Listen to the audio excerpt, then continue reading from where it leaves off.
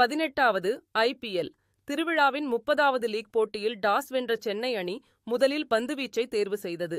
அந்த வகையில் முதலில் பேட்டிங் ஆடிய லக்னோ அணி 20 ஓவர்கள் முடிவில் 7 விக்கெட்டுகளை இழந்து 166 ரன்கள் எடுத்தது. இந்த ஆட்டத்தில் சென்னை தரப்பில் ஜடேஜா மற்றும் பதிரனா ஆகியோர் தலா 2 விக்கெட்டுகள் வீழ்த்தினர். இதையடுத்து 167 ரன்கள் அடித்தால் வெற்றி என்ற இலக்குடன் ஆடத் தொடங்கிய சென்னை அணியின் தொடக்க ஆட்டக்காரர்களா ஷேக் ரஷீத், ரச்சின் ரவீந்திரா களமிறங்கினர். அதாவது பவர் பிளே முடிவில் சென்னை அணி 59 ரன்கள் எடுத்திருந்தது. இது ஒரு நல்ல தொடக்கமாக அமைந்தது. இறுதியில் சென்னை அணி 19.3 ஓவர்களில் 5 விக்கெட்டுகளை இழந்து 168 ரன்கள் எடுத்து 5 விக்கெட்டுகள் வித்தியாசத்தில் லக்னோ அணியை வீழ்த்தி சென்னை அணி தன்னுடைய 2வது வெற்றியை பதிவு செய்தது. இதில் லக்னோ தரப்பில் அதிகபட்சமாக ரவி பிஷ்னோய் 2 விக்கெட்டுகளை வீழ்த்தினார்.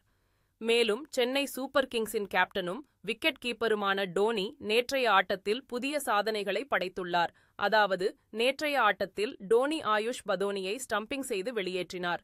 இதன் மூலம் ஐபிஎல்லில் ஒரு விக்கெட் கீப்பராக அவர் ஆட்டமிழக்கச் செய்தவர்களின் எண்ணிக்கை 200 ஆக உயர்ந்துள்ளது.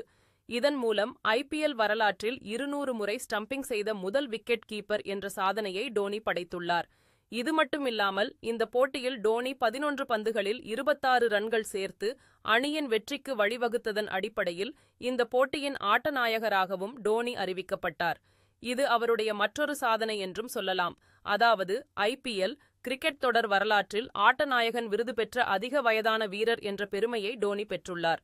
அடுத்ததா இன்றைக்கான போட்டி, அதாவது 24வது நாளான இன்றைக்கு நடக்கக்கூடிய 31வது லீக் போட்டியில் Punjab Kings Kolkata night Riders அணியை சந்திக்கிறது. இந்த போட்டி சண்டிகர் முல்லான்பூரில் உள்ள மகாராஜா யாடவிந்திரா சிங் சர்வதேச கிரிக்கெட் மைதானத்தில் இன்றைக்கு இரவு 7:30 மணிக்கு நடக்கிறது. இதில் பஞ்சாப் அணி இதுவரைக்கும் 5 ஆட்டங்களில் விளையாடி 3இல் வெற்றியும் 2இல் தோல்வியும் சந்தித்துள்ளது. கொல்கத்தா அணி இதுவரைக்கும் 6 ஆட்டங்களில் விளையாடி 3இல் வெற்றியும் 3இல் தோல்வியும் சந்தித்துள்ளது. எனவே 2 அணிகளுமே சமபலம் வாய்ந்தது என்பதால் இந்த ஆட்டம் ரசிகர்களிடையே ஒரு மிகுந்த எதிர்பார்ப்பை ஏற்படுத்தியிருக்கும் என்று சொல்லலாம்.